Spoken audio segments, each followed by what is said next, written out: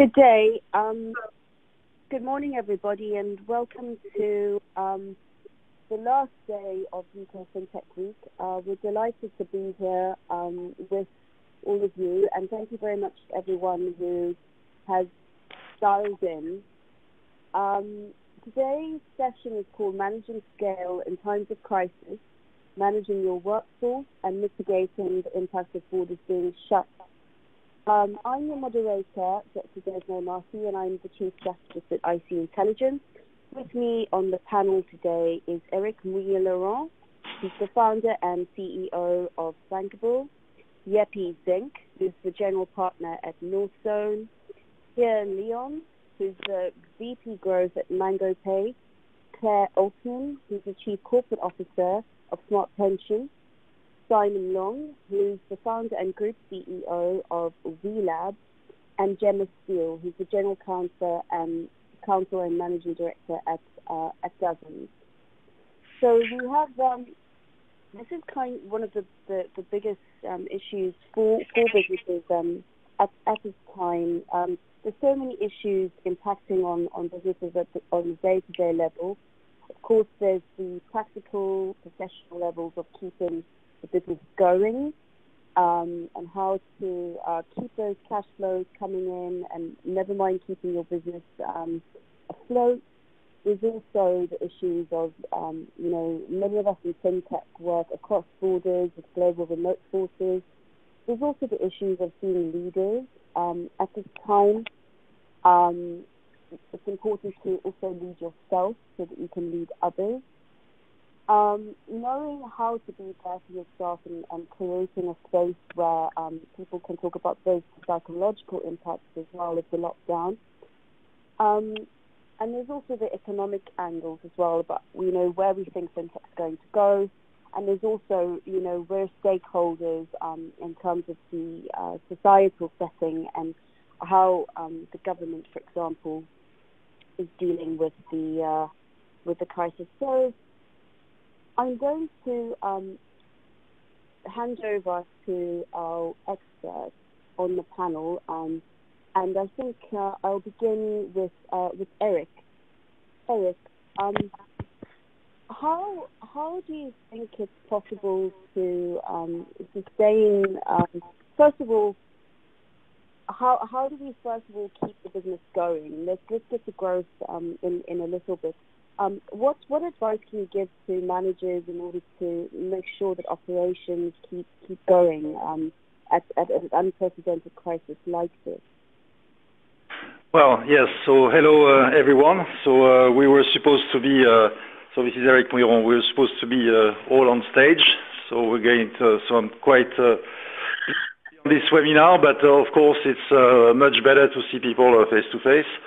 So I think what's important, it's of course we're all going through massive changes, but on my side I'm quite, I would say, happily surprised by the reaction of all our team.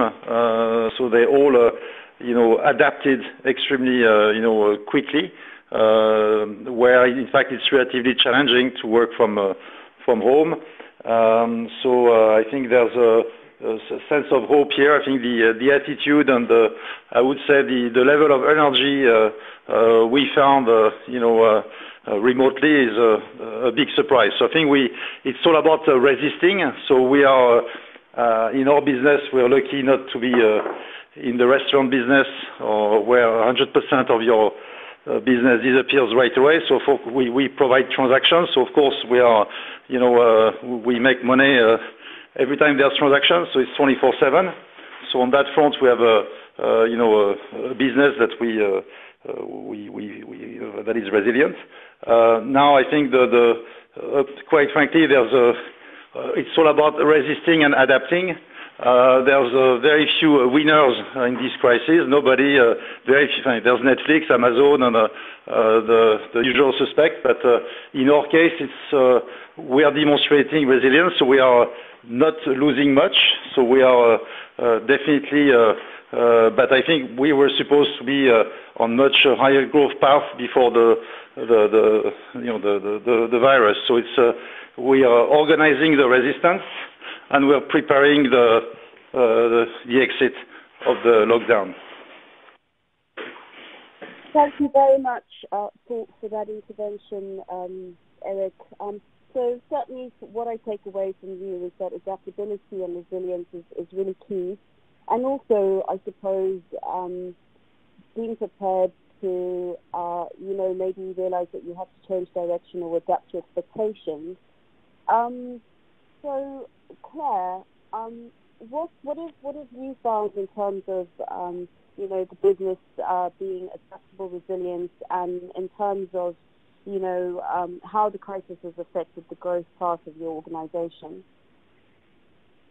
So the next thing, actually, we're B2B, and what we do is we've got two parts to business, but particularly want to talk about the platform that we have, which supports pension schemes. And what people have found is that the more automated their administration, the easier it is to get through things like this. So we've actually seen, we don't want to trumpet this, but it's been good for us from a business perspective from that point of view. The other thing to mention is that for us, one of the key things at the moment is scale, because we're trying to build. And what we're finding is that people are responding very well to the way that we have thought about keeping in touch with people. So we're a business of kind of 300, 400 people across borders, and we've put in place various things, like every week now we have a town hall where everyone's invited, and the founders kind of update everyone on what's been going on in the business. There's an anonymous question tunnel, so people can just feed in whatever questions they want. We've set up breakfast for people who want to just dial in and share a coffee with someone if they're feeling a bit, fed up sitting in their flat on their own.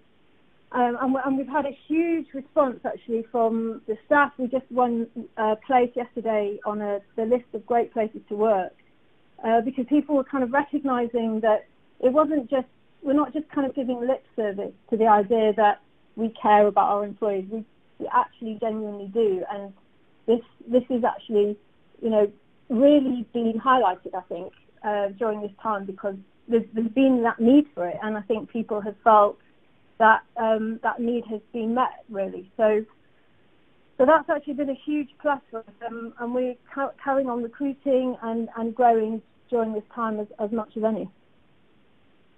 Thanks so much, Claire. Simon, I know that you have quite a few points you'd like to make in terms of how fintechs can scale and grow during the crisis. Yes, hi. Thank you, everyone. This is Simon from WeLab. I think for us, this I think not just for us, right? I think for everyone, the COVID-19 definitely is a very challenging time for everyone, right? It's a highly contagious disease, and the carrier is you and me, right? I think unlike the dengue fever, you can kill off mosquitoes, or the plague where you can kill off rodents, right? We can't kill ourselves, right? Hence the social distancing, hence it's created so much disruption for the traditional operating business, right? For us, WeLab, we run one of the largest fintech operations in Asia. We have 3 markets, mainland China, Hong Kong, and Indonesia, where we serve around 42 million customers, and we have around 800 to 900 employees. I think I can quote a couple of examples of what we're doing right now, right? Obviously, in all the markets, we are being extra prudent in terms of what we do, but it doesn't mean that we only focus on the defensive mode. I think there are a lot of offensive things we can do, right? For example, we run one of the largest online lending platforms in Hong Kong under the brand WeLend. And interestingly, because of the social distancing and working from home, right? People find it more difficult to borrow money from branches, going to a bank branch to borrow money, right? So they come to our online platform. If I compare March 2020 versus March 2019, we've seen online application year on year growing by around 36%. Right? In particular, I think younger customers, like people that is below the age of 30, right, accounted for more than 50% of the growth. So you can see actually there are people more comfortable moving online, pushing for trying or be more willing to try online financial services for the first time in their life, right? I think this is an interesting opportunity. On the other side, where we run a B2B business, right, in China, right, we're also getting more inbound inquiries from banks and financial institutions who needed systems and technology that enable them to offer financial services online coming to us. And we've signed up close to more than 300 financial institutions to date, right?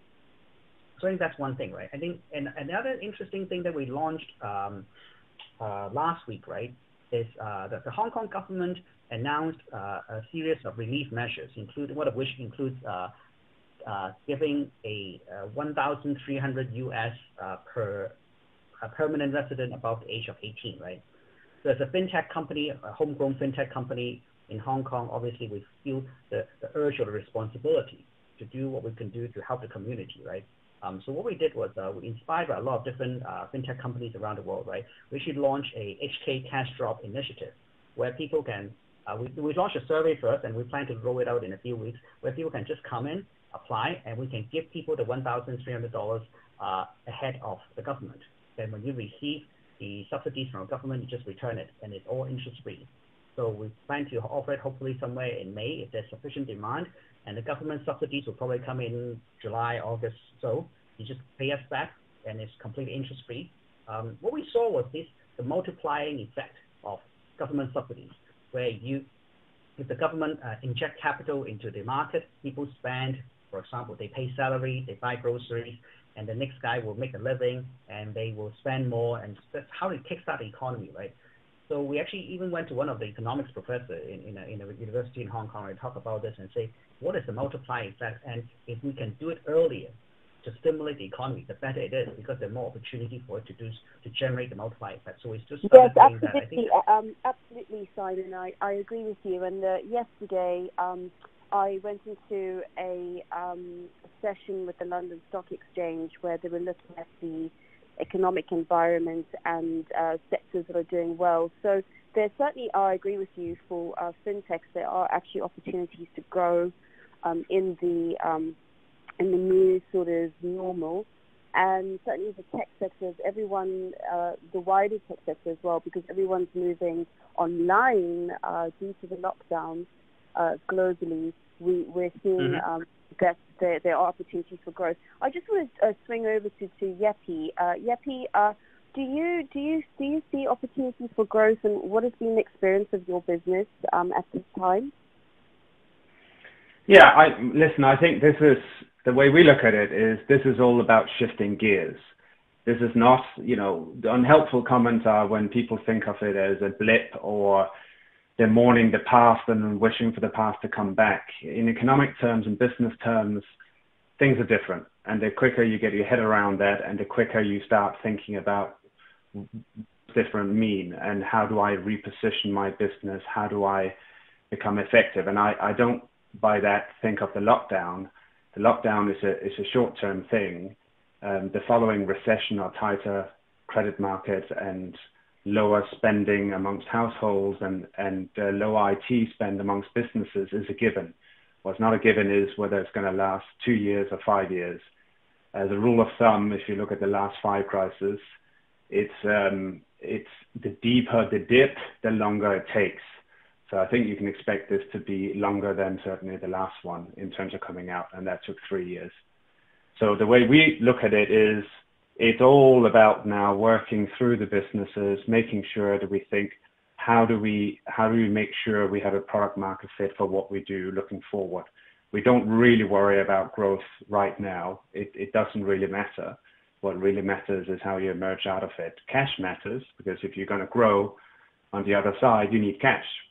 So those are the things we care about at the moment. So have you found that, as Yepi, have you found that you've had to be adaptable and resilient, or are you sticking to a strategy? Startups got to do what they do best, being agile, and if you look, one of our businesses is Zopa, that's the largest consumer digital lender in the UK. What made them was 2009. They went into it really struggling, having to find that whatever business plan they had before hadn't quite worked out, and they managed to adjust and emerge on the other side 3 years later as the UK's leading play in that space. So you can stick to your vision, but you can't stick to your tactile and your medium and short-term strategy. So you definitely need to think differently, particularly within fintech and for the 70% of fintechs that touch credit. Fantastic. So Gemma, do you have any thoughts on how your company's growth trajectory has been affected by the crisis? Sure. So my name's Gemma. I'm from a business called Project Imagine. We have two parts of the business. There's the B2C part, which is called Dozens. This is a spender to saver to investor proposition, and we launched that just over a year ago. And then we have the B2B part of the business called Pi One, which is essentially a banking platform, orchestration layer, and data analytics tools, which we launched in November 2019, so not that long ago. So taking the Dozens, so the B2C part of the business first, I guess in considering growth, we actually stopped all advertising completely when lockdown started. We thought that it was just insensitive to sort of consider even trying to create advertising that was relevant to what people are going through at the moment, and potentially a little bit sort of unconscionable for us at least. But strangely, we've seen kind of 10% month-on-month growth even during the time of lockdown. So I guess maybe the growth for the B2C part has been sort of more than we expected. But it's definitely a good time for consolidation for that part of the business. We're certainly in scale mode at the moment. And, ensuring that all teams and all tools and all partners are working properly is definitely a priority. So then on the B2B part of the business, so Pi One, given that we launched that in November just last year, just a couple of months ago, we're in full flight at the moment in terms of taking on new clients and looking at how we can design and create effectively bank in a box for various clients around the world. And that growth has certainly continued even through this crisis. We're dealing with clients very much sort of from the four corners of the world, and have had to look at how we can amend the way that we deal with those clients. So before, you may consider, making relationships by getting on planes and going to see people in person. And now, doing demos in person, and now we have to make sure that our demos and our tools are really translatable across video cons, and ensuring that the right people who are comfortable on video cons do get to speak and do get to put the points across, ensuring really that the business can continue. And we're seeing good growth and even more approaches even since the lockdown of the last 2 months. Thanks very much. I think just touching there on how multi-jurisdictional businesses are affected by the closing of borders. I think, Eric, do you have any thoughts to add on how a multi-jurisdictional business? Are you finding? I don't know which countries you operate in, but are you finding that the shutting of borders has been an impediment to business? Yeah, sure. So I think we are trying to convince us that Zoom and emails are great, but unfortunately it's not enough. As I always say, there's something in the US they say business is it's not personal. This is wrong. Business is personal. So it is an important part to meet and build trust with the people you meet. So I think the absence of the fact that we can't travel is a pain, quite frankly. So and it's not good for business. Of course, I don't believe in the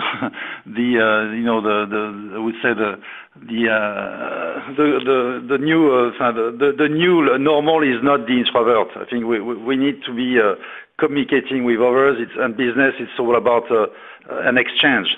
So Zoom is quite frankly, or this format, it's limited. So I think hopefully that will change.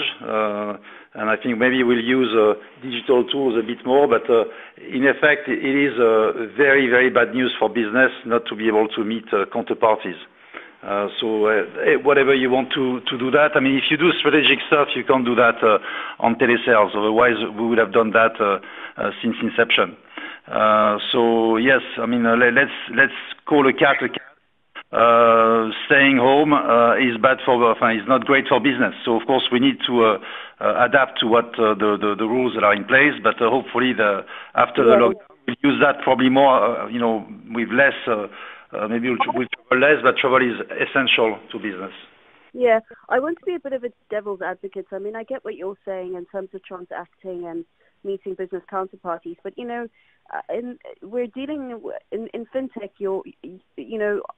Isn't a large part of your products and services, for example, isn't a large part of what you do trying to get people to be comfortable with using wholly online products and services and to trust that they can open a bank account without having to physically going into a bank, for example. I mean, because that's the kind of, that's the other side of, of what's going on. Obviously, on the people side and closing deals, we like to meet people. But does anybody have thoughts maybe on, the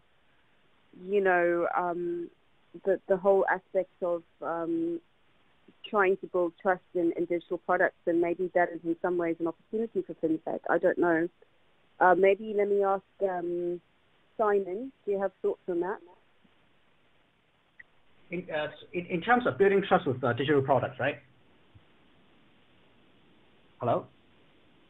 Yes, because Eric was saying it's very difficult, it's bad for business when you can't meet people and transact. Yeah. But the thing is, in FinTech, our products and services are very much online, and often the life cycle of a product is very much done with the customer, dealing wholly online with your business. In some ways, there are pluses and minuses to what's going on. That's my view, but what do you think? I think it is a interesting and a meaningful challenge. Now for us, right, for WeLab, for our products and services, right, especially on the B2C side, has traditionally been fully online, right?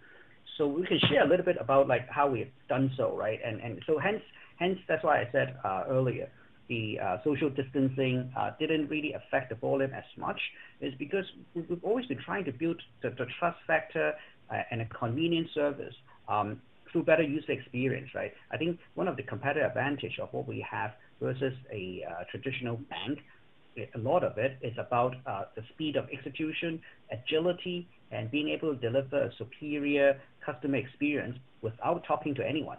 I mean, we have in the past I had a bank executive from a traditional bank talking to me once, saying that he said, Simon, I mean, you don't have any branches, and if someone has a question, they can't talk to someone, how can you provide superior customer service? And I was telling that bank executive, I said the best customer experience is when someone needs to get something done, they get it done. They don't need to talk to anyone. So I think that's the kind of mentality. Now, of course, it corresponds to a certain segment as well, probably a younger, more tech-savvy segment will appeal to that even more. And as we are launching the bank soon in Hong Kong, right, I think we follow the same mentality where people should be able to do everything they can, they would like to do on financial services from the convenience of your phone. Do any of our other panelists have thoughts on whether the shutting of borders has been an impediment to business? Yeah, it's Claire here. I think I actually fully agree with both the people that have spoken so far. I think, from the point of view of the customer, this is a great time for fintechs because, say with what we do is we offer to people who potentially not super interested in pensions a way of engaging with their savings that makes them want to engage more. And this is one of the big challenges of pensions is, how do you get people interested? How do you get people engaged? And we're solving that problem. And so clients of ours are super excited, even more so because obviously the need for it to be done online is so much greater. So 100% support that. The customer relationship is only enhanced really by companies that are able to offer a super user experience journey, and that's very much what Smart is about. But to go back, I think, to what Eric was saying, there is that bit about doing business, which is very personal. And, I'm hoping, and I feel that this is the way that things are going, that given that importance, you will be able to travel to do business. You're not going to be able to travel in the same way. It's going to be longer and it's going to be harder. But it's going to have to open up because of, I think you're right, that you do need to see the whites of people's eyes, and a lot will be done by Zoom and email, and we're doing the webinar like this and so on. But I think it's actually a cool thing, right, about people that it only takes us so far, and you do actually have to get in a room with someone else to properly build that relationship. Yeah, I predict, as soon as the lockdown ends, events are going to see a big resurgence. People do like to have that face-to-face contact, no matter how digital the world becomes.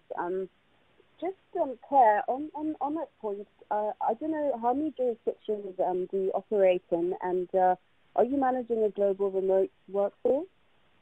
Yeah, we're managing a global workforce. I suppose, the thing is that we had a global workforce before this hit, and we were doing stuff remotely anyway. So for us, kind of day to day, it's very much business as usual.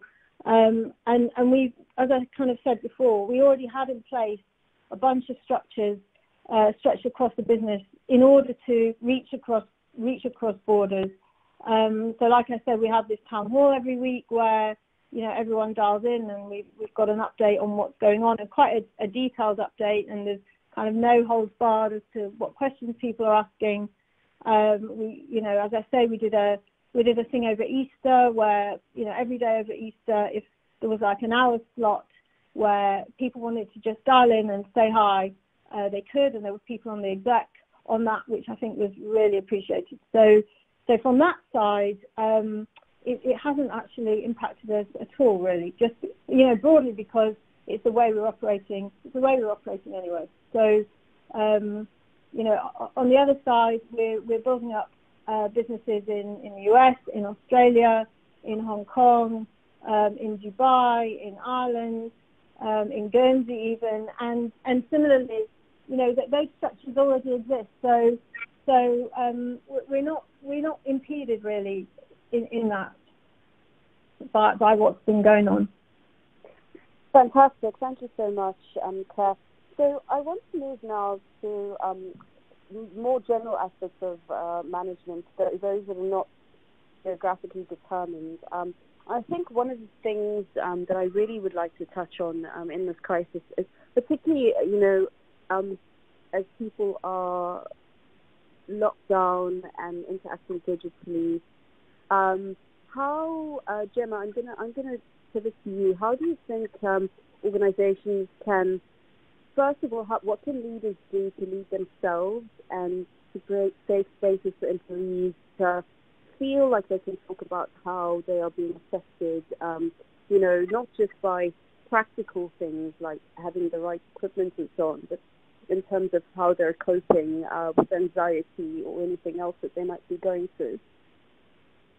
I think that's a really great question. And certainly in terms of looking at mental health of a workforce, we've considered that a lot in our business. And I think that really is led from the senior management team in terms of talking about mental health openly. I think there's kind of two areas. There's looking at preventing mental health issues, but then also acknowledging that they may happen. So on the prevention side, we have a number of measures in place that we've considered. So particularly for lockdown, we've actually limited the working day, sort of technically, from 10 till 12, 2 till 5. Being mindful of the fact that people have got lives outside of the kind of computer, and that also it's quite stressful and difficult facing your screen all day without necessarily the level of human interaction that you'd be used to. We, obviously help our staff with tools for mental health in terms of access to counsellors. We're also introducing a mindfulness coach. And we actually have one member of staff who was appointed this role actually well before lockdown, but we actually have a morale manager in the office. And I guess his role has really come to the forefront during lockdown, and he's been a real lead in terms of kind of getting the troops to join activities and kind of keep in touch with each other on a human level. But I do think we have to be, realistic about the fact that people will feel up and down over this period. I know for me, I think during week 2 of lockdown, I felt incredibly strange, just a bit disconnected, had tech fatigue, and I was very open about that in the business. And I think that really helps when people, certainly in the senior leadership team, are open. Our CEO this week has said he's had tech fatigue this week, and he's fed up of the number of calls and video cons that he's on. And I think that's just a natural process over this lockdown period. So I think in terms of leadership, you really have to lead from the top and be honest and open about what you're going through. And then from a leadership point of view, you also need to be very aware of how your team are doing, checking in with your team regularly, not just in terms of the work that they're doing, but in terms of how they're feeling and how they're getting on with work. I think it's sometimes people don't want to take holiday during this period. And as a firm, we've talked a lot about still needing to take holidays, still needing to take time out from thinking about your day job. And sometimes that's difficult when you don't really have anywhere to go for your holiday, other than maybe your living room or your front garden, if you're lucky in London. But yeah, we consider mental health issues a lot, and I think it's something that every firm should address. Absolutely. I mean, what you're saying about taking breaks and holidays really resonates with me. And I work in a combination of media and advisory, and working in quite a tech-heavy environment. And what is interesting to me is that because everything has gone digital, I think people need to realize everyone's dealing with probably quadruple the amount of communication that we had before. There's so many more messages, so many more emails, and because how else, you can't walk over to your colleague's desk and communicate something. Not everybody wants to pick up the phone, and sometimes those communications can get, emails can get very long and complex. I find that in our business we've got a lot of WhatsApp groups, and sometimes that immediacy is great, and it's nice to be able to be in touch with colleagues. But the problem is that certainly, I think that some people feel the need to, especially given all the economic insecurity, people probably feel that they need to be very visible. There's like digital presenteeism where some people may be emailing too much, and there are actually no boundaries between, where the workday starts and the workday ends. And some of my colleagues, the thing is that I'm actually quite fastidious about, I'll work, obviously, if there's something urgent or a client needs something urgent, I will, go above and beyond. But I think it's really important to, after you've done your 8 or 9 hours for the day, be like, okay, well, that's the day over now, and to segment it, whether that means you segue into the next part of your day by going for a walk. But I think it's important not to think about work all the time, and I think that's the problem with the digital always-on culture. Certainly, I try to manage expectations with colleagues and with myself.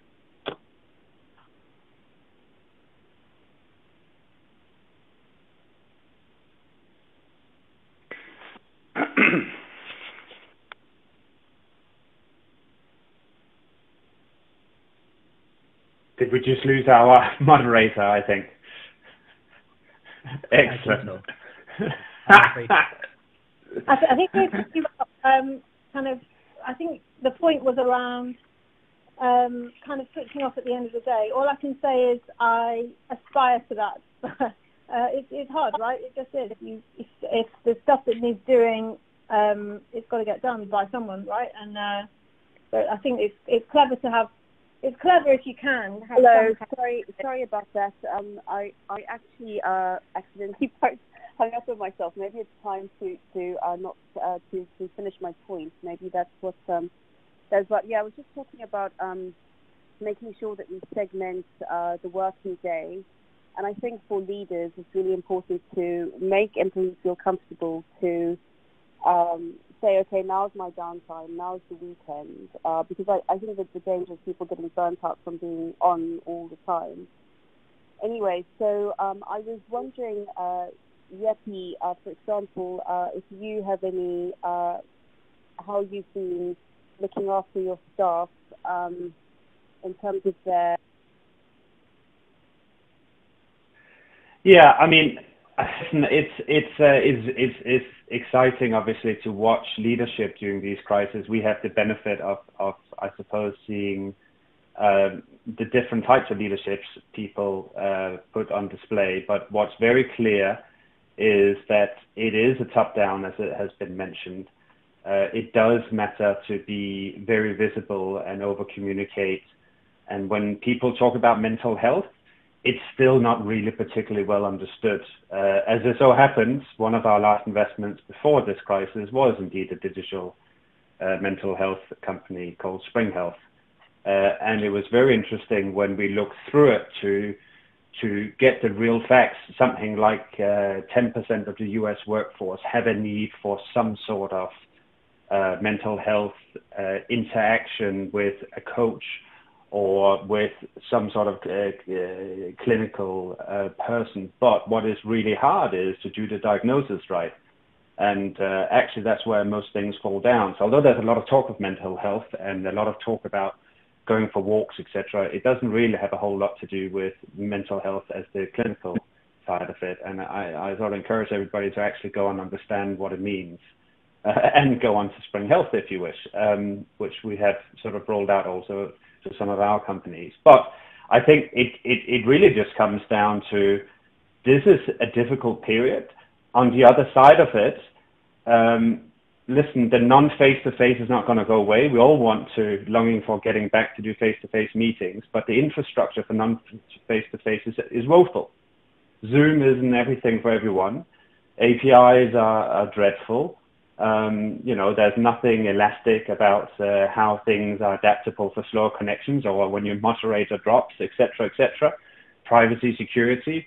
So I think there's a whole wake-up call coming our way, and regardless of where all of your businesses are going to be in 12 months, you're probably going to have to work intensely with how your employees are going to work well, how your customers are going to work well.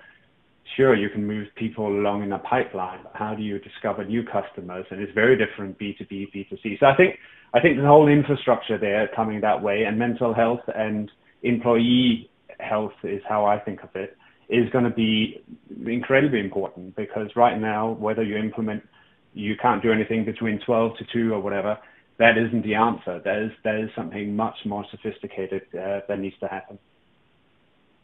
Yeah, I agree. This is Simon. Yeah, I agree. I think it's mental health is one thing. Also, infrastructure is something that we all have to relook at, right? From Hong Kong perspective, probably we benefited from having SARS a while back, right?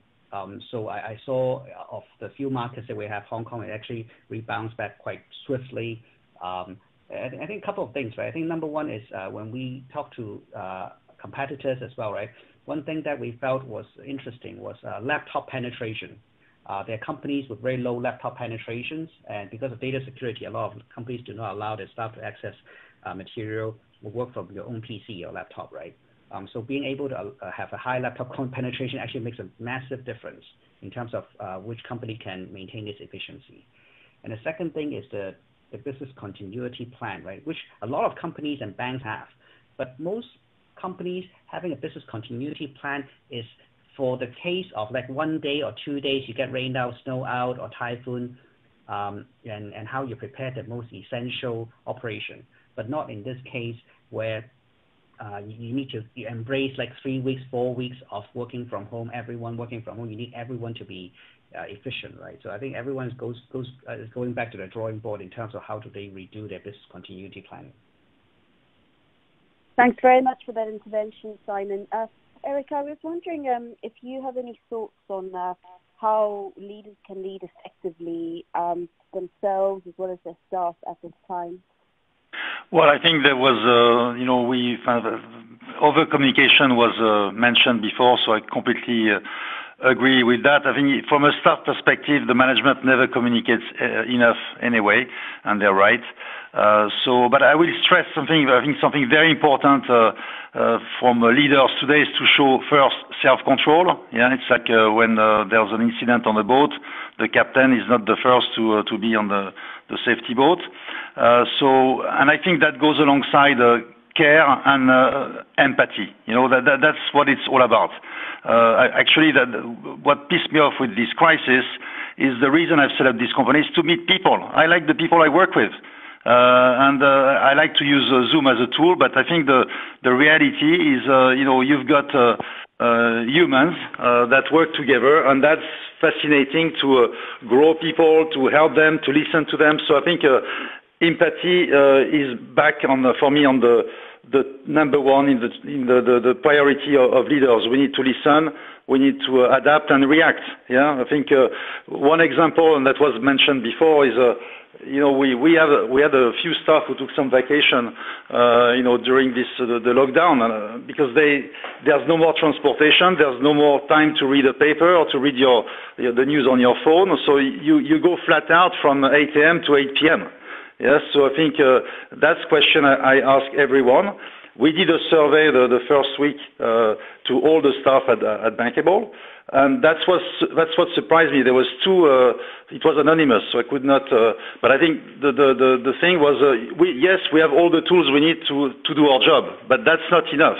Then you need to know what time zone. This means we've got people in Singapore, Dubai, New York, London, and Brussels. So clearly, I think it's very important to ask more questions and to make sure that we are here to help. We are here to support all of our team members, and they should express doubts if they have doubts. So again, I think, that's my view, is that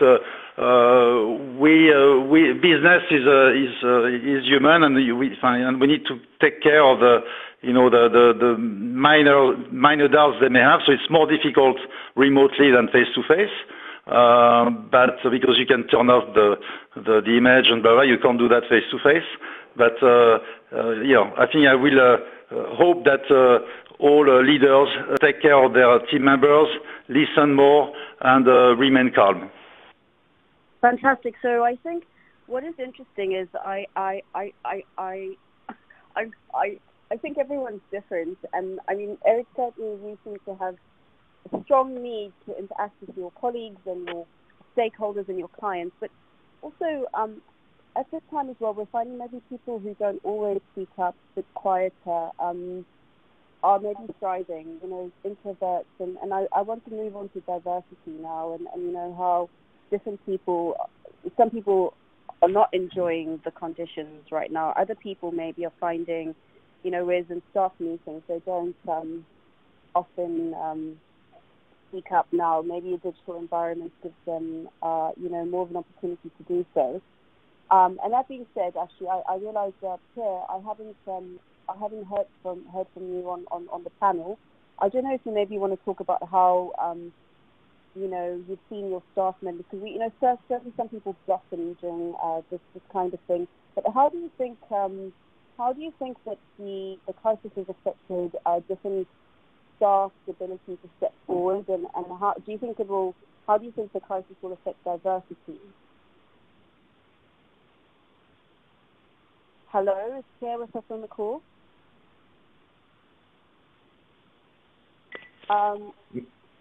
We can still hear you. Yes. Sorry, you're very muffled though. Are you asking about diversity? Is that your question? Yes, I'm saying because what Eric is finding that he's really not enjoying not seeing his colleagues. He's not enjoying not seeing his clients and stakeholders. But some people are finding, that certain staff members are thriving during the lockdown. So that's just about how, okay, of course there's diversity in terms of gender and race and social background, but there's also diversity in terms of neurodiversity and people's personality styles and so on. So I just was wondering if you had any thoughts on how you've seen that in your own company and how you think diversity more general will be affected by the crisis. Well, I can answer for Bankable very quickly, but I've been quite vocal on that. Diversity is not a gadget. It's definitely something to do. It's good for business. So what is good for business, we should endorse. And I think for COVID or no COVID, it's the same thing. It's all about, we keep recruiting at Bankable, so it's a bit bizarre, again, recruiting on Zoom, but I think we need to keep doing it. So I think for us, it's business as usual. Diversity is what we're after. We're after, characters who know why they joined the company. Yeah, it's Claire here. Just a couple of comments on it. I do know what you're talking about, and I saw something the other day around, this idea that some people are thriving and some people are not. And they have done surveys. I don't have the detail, but women at home are generally going to have responsibility for the children. I've seen it in my own household. It's just the way it is. And then how do you manage that during this period? And your point also, I think, around people who are a bit quieter, I think is very well made. And what we've done is effectively this idea of over-communicating, we've really taken to heart. And every team is having daily stand-ups with all their staff. There's weekly meets with everybody. Just as you say, Eric, it's all about asking questions. What can we do to help you? If somebody needs to take the afternoon off because their 3-year-old needs to be played with, then just take the afternoon off and play with your 3-year-old. We will manage. And so that's what we've done. It's kind of these tentacles are just going through the business, just making sure that it's those moments where you feel you've got that direct conflict. You're speaking on a webinar and someone needs help with their math homework. Which one do you do? And I think that for all of us, you need to be able to feel that there's not too many moments of those in the day. Otherwise, things do. You are going to find that diversity will suffer. So, as I say, I think the only way to do it is to just make sure that people know that it's okay. That questions are being asked. Are you okay? What can we do to help you? And I think by that, even the most introvert person, it's all about building a relationship with them. And there's always a way in, right? It's just a question of finding it. Yes, and there's something else as well I'd like to add. I think strong people can be weak as well. So I think that's why we need to ask the question. People who say they're okay, they're not necessarily okay. If you're too okay, that's not okay. If you start, working 15 hours in a row, 15 Zoom a day, that's not okay. That's crazy. So it's all about asking questions, I suppose. Absolutely, and actually, so. Eric, there's actually a question that led up from the point that you're all making now. One of the audience members have asked, do you feel that a lack of face-to-face contact means basically are staff still aligned with organizational goals? So obviously, I suppose this is about that sort of checking in that everybody's okay from a psychological and emotional perspective. But how do you make sure that people are productive and still aligned with the organizational goals? I think, should I, Simon, do you want to take this one?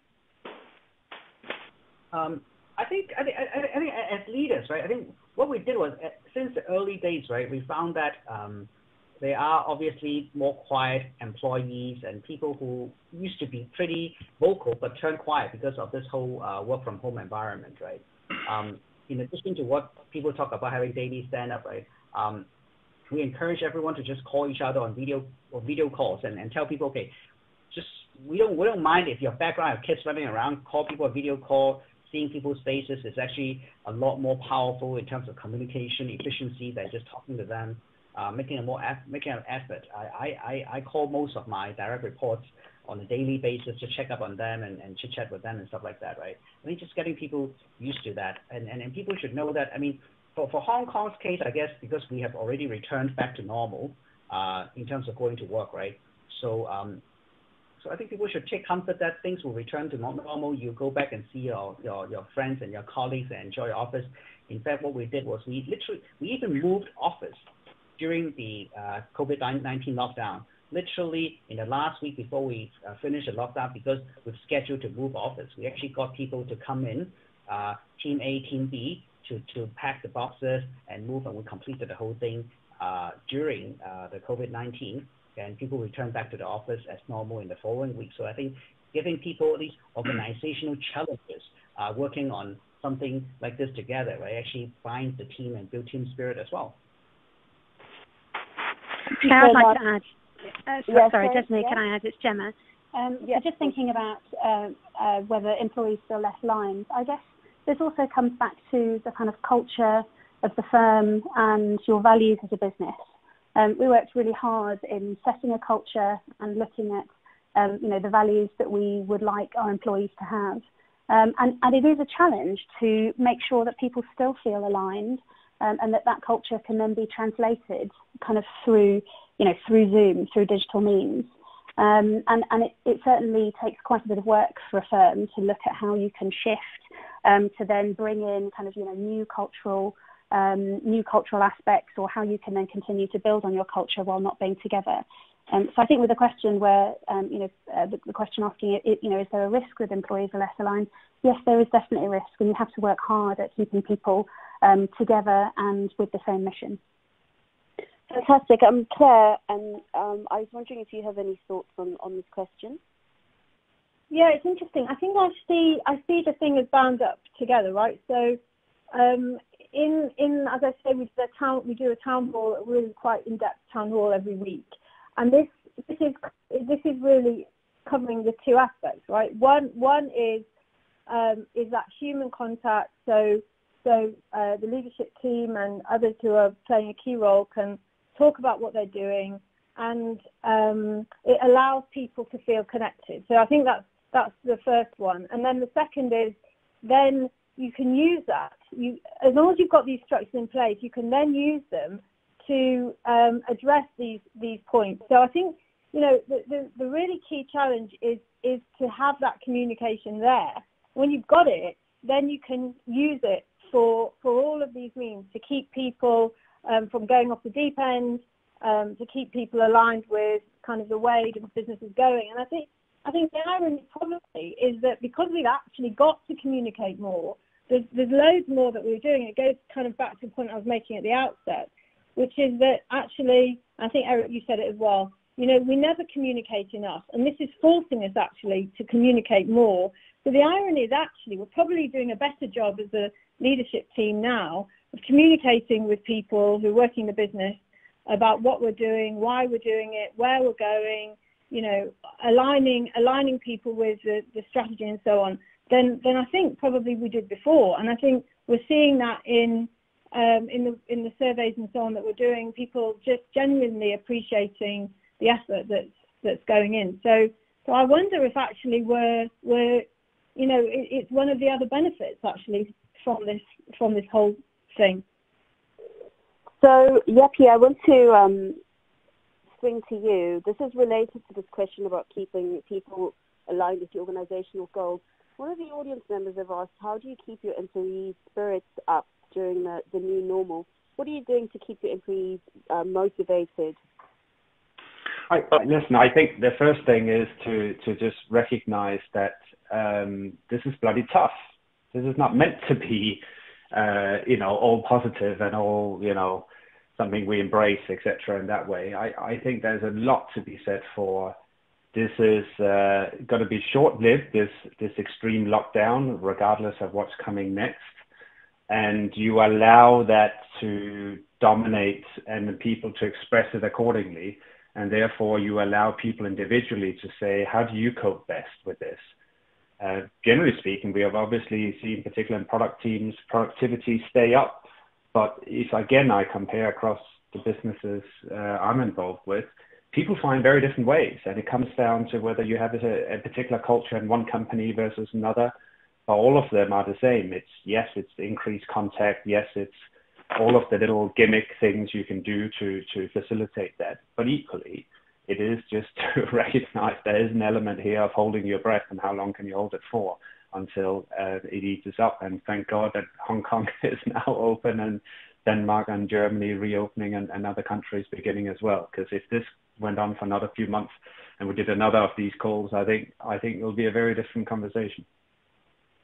How do you think, Yepi, staying with you, how do you think offices will change? Will this kind of reduction in face-to-face contact, do you think, be the case going forward? How do you think our working lives are going to change?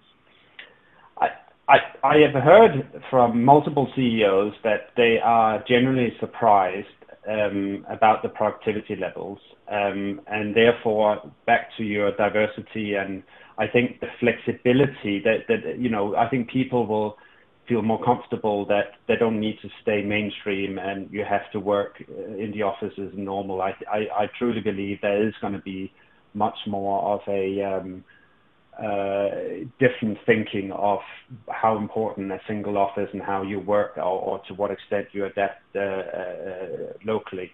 Obviously, as a Scandi, I mean, we've long done it with the Baltics and different, and that's sort of been one of the secret of Scandi's scale-up successes in the past. So I think it's already proven it'll just become much more mainstream. And now that we have all these tools out there, we just need them to get a lot better. The tools are the ones that we really need to change. And I think that's actually the main difference. And if the tools change, then you can allow the rest to change as well. Thank you. I'd like Eric actually to answer this question because Eric's quite keen on face-to-face contact. So, Eric, aside just from your thoughts on how you think our office environments might change, do you think will you still allow staff to continue to do remote working? Will you have the flexibility? I mean, I know you think the face-to-face is important, but as you compare, people have different feelings on that and how it affects their productivity.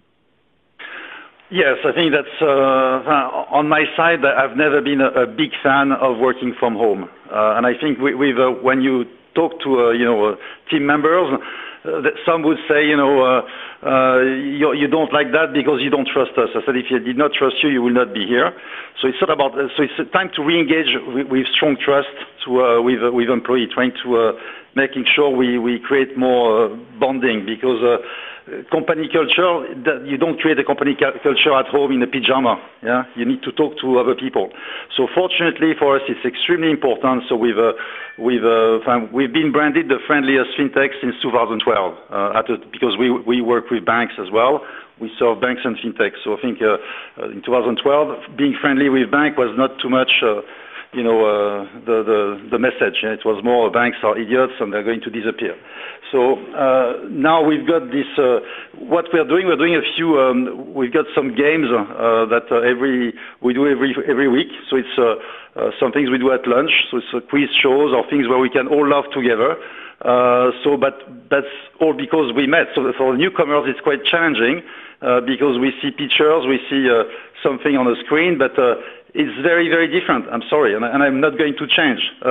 I'm not going to downgrade human interaction. It is there, and it's going to stay, and we'll get out of that. Hopefully, with better tools to work digitally, but that's not enough. So I think my view is that we can't control what people do at home. Yeah, of course not. It's not my job. My job is to give the right level of trust and vision that I share with the team members so they can, perform. And that's what I'm seeing. I'm very happily surprised by the adaptation, actually. I think that would have been a total nightmare 20 years ago when there was no phone. It was all on paper. So I think the tools we have make us survive. We would not have maybe survived. I mean, there was 100 deaths with the Spanish flu 100 years ago. It's 100 million. It's not hundreds of thousands. So it's so we are, I think, reacting well together. So I think we need to reinforce, I think, this togetherness despite the Zoom screen, basically. Thank you, Claire. I know that your organisation is putting quite a lot of, flexible practices and so on. Do you think you might stay with some of those, and how do you think working life might change going forward? Yeah, we massively do, right? So everyone can take 2 days work from home. This was before COVID, and then depending on your team, you might be able to do more than that. For example, my team, they have very, very flexible working arrangements. We always have had, because they've had to be flexible for me, and I I don't need to see anyone to know that they're working, and so I think it will just continue in that way. I think people will have more confidence in their ability to manage a team remotely, because I think that's part of it. It's about confidence, I think, a lot of this, and we've been forced into a new way of working. I think people are just generally going to get more comfortable with it and just accept it as a more normal way of moving through life, right? So my daughter finished school yesterday at 5 o'clock, and at 5:01 we were baking a cake together, and that stuff is priceless. It wasn't somebody sitting on a coach for an hour or me, battling through traffic. So, I think it has to be embraced. Love and face-to-face stuff always, but the chance this will give, I think, to working women really, and other people, but especially women with children, with small children. I think it could be the next generation of women coming through. I think are really going to benefit from this a lot, actually. Fantastic. So I just want to talk about this is an audience question that comes through. So let's kind of know at the micro level and how we work and how all of this is affecting our day-to-day working lives. But then also there's a kind of wider economic outlook. And I think, Gemma, do you have any thoughts on how FinTechs might be affected? I mean, an audience member has asked whether a lot of FinTechs might close down. I feel quite optimistic, but let me know what do you think, Gemma? I think I swing from being optimistic to not. So on the optimistic side, sometimes I think this is a bit of a level playing field for some businesses in terms of, certainly in terms of making deals. When you are a small business, you only have so much budget to travel, and you only have so many people that can travel. And actually, without all the travel, you are able to have far more packed into your day, far more calls, far more abilities to actually push forward with deals. So I also think that, FinTechs should be well set up for remote working. I imagine for most FinTechs, this is not even BCP that's had to be deployed. It's just, continuous kind of work, but just from a different location. So, on that side, I feel positive. I guess on the other side, a lot of FinTechs are new. A lot of FinTechs may not be profit making, and therefore are either looking to close deals that will make them profit making or raise money. And both of those things are, I think undeniably slowed down a bit over this period, at least over the initial part of the period. So I think for those FinTechs that have been, desperate for funding, there is the government scheme that we're still to see a lot of details for, but, may help some. And it may mean that there is closure for some who aren't able to get funding or who aren't able to become profitable. I also think that a lot of kind of new startups look at ideating, in conferences or after conferences or where you meet people through incubators. And of course, that is still possible through digital means over this period, but it is more difficult to get together and share ideas and come up with new businesses. So I wonder if actually we might see a bit of a knock-on in a couple of months' time of, fewer participants coming to the market. Others might say, hey, this is time for people to get together and actually bake their ideas and think of new businesses. But I think it is undeniably a tough time for newer and small FinTechs. So we're staying with the UK setting. So you mentioned some of the government interventions. I know that when the Chancellor announced initially some of the schemes which allowed small business loans, the FinTech community was quite active on LinkedIn, asking for more support for startups and businesses that are in that quite vulnerable niche part of their business. Now, several of the FinTechs here are now quite established, but I don't know, like Eric, what do you think about the support that the UK government? I'm not sure if you're willing to answer this question, but what do you think of, maybe if you don't have to say what the UK government has done, what could governments do to support startups more generally? Well, I'm not sure I want to answer that. I mean, I'm not sure any government globally is showing any, the right level of coordination, and they're in a difficult position. So I don't want to be a judge of action, if you don't mind. Absolutely. Does anybody want to take the question on the support that's been given to I'll give you a comment on it. I even happen to be on some committee that supposedly gives some input. I think there's very dangerous out there that startups and many businesses rely on government saving the day. With the best will in the world, a politician cannot announce staggering numbers of capital and understand the detail of how that is to flow out and have the right effects and flow to the right places in the right ways. And just getting into the details on one or two of these programs, and we happen to operate in multiple countries, so I guess we can compare. Some are doing better than others, but nonetheless, it's not going to work nearly as well as maybe the headlines would like to suggest. And even for whatever positive effect it has, don't forget on the other side, we've been here before, not to mention the 70s and what happened after the 70s. When suddenly things had to rein in. Don't forget austerity in this country out of the last recession. So I'm afraid it's a bleak view I have on this. Clearly the government's going to have to try to do what they can. That doesn't mean that that's really going to make a huge difference. I'm afraid that's, I guess I'm more of a liberal. This is Simon. I think I agree as well. I think if you look at just how governments in general look at stimulation packages and stuff like this, right? I think they always look at, number one, those in need, usually like service industries, hotels and stuff like that. And the second is people who are too big to fail. Unfortunately, like startups is, unless you're in the specific industries, right? It's somewhere through the crack. So I think startups should embrace impact and cost cut, realign themselves, stay agile, and do whatever they can to save themselves rather than relying on external help. Thanks very much. If nobody else has any thoughts on this, I'll just say that, that there have been different packages and approaches all around the world. Some countries obviously in more of a position to provide support and so on. I yesterday actually attended a seminar by Standard Bank where they were looking at the kind of what possible scenarios are for China and also for G10 countries. And their economists think that the US will probably come out best from the pandemic because of the sheer amounts of stimulus that authorities there have extended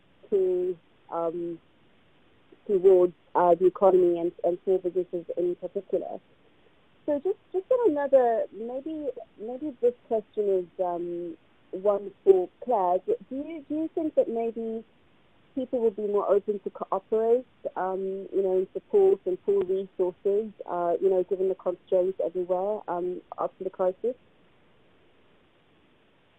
Sorry, was that one for me? I couldn't quite hear. Yeah.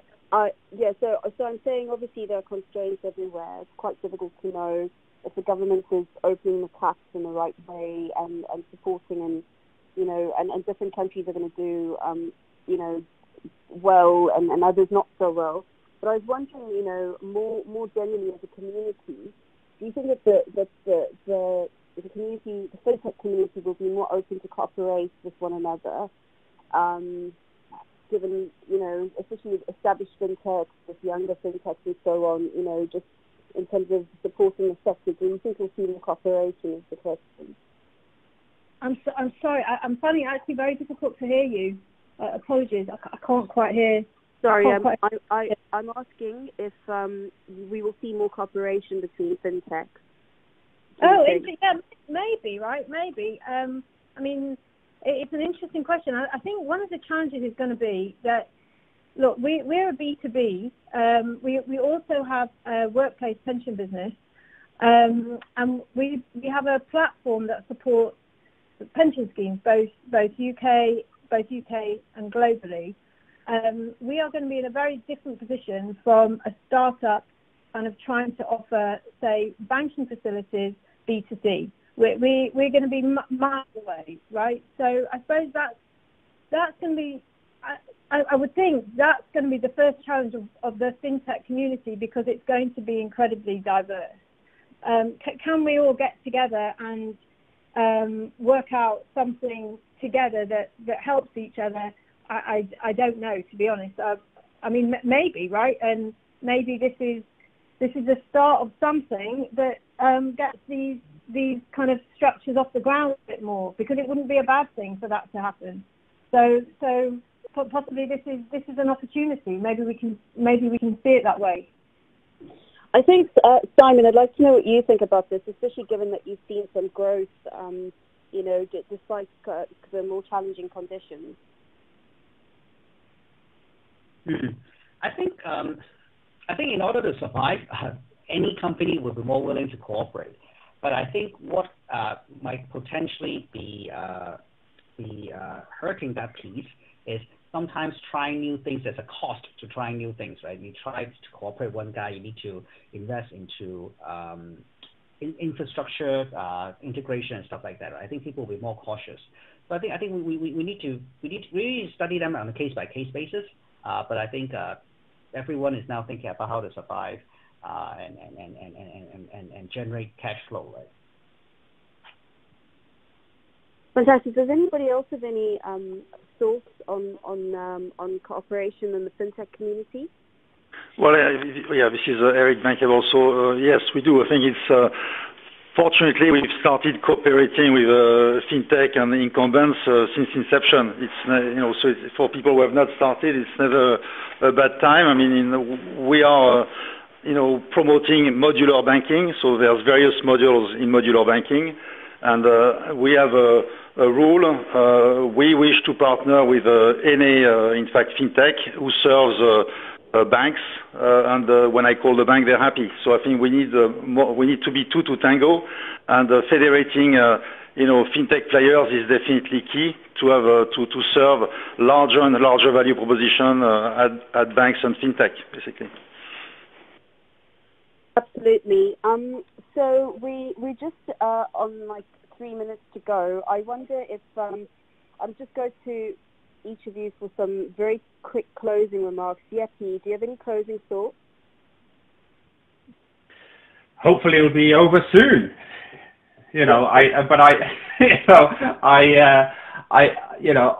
think once we look back at this, we are dealing with 2 months. This isn't the big thing. The big thing is what's coming. I do think I see far too much focus on COVID and the lockdown, and far too little focus on the different economic environment we're about to enter into and how we fare in that, and all the lessons we can learn from 10 years ago and the last crisis before that.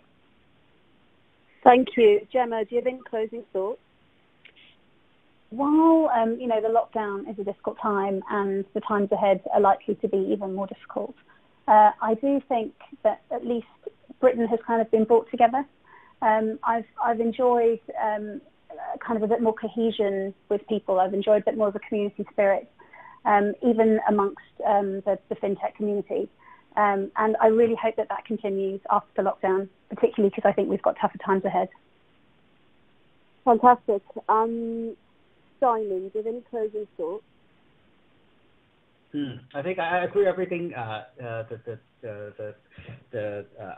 fellow panelists said. I think something that we can share since Hong Kong reopened a little bit early. I think we'll fully open hopefully in the next week or so, since we haven't had any local new cases for the last 10 days.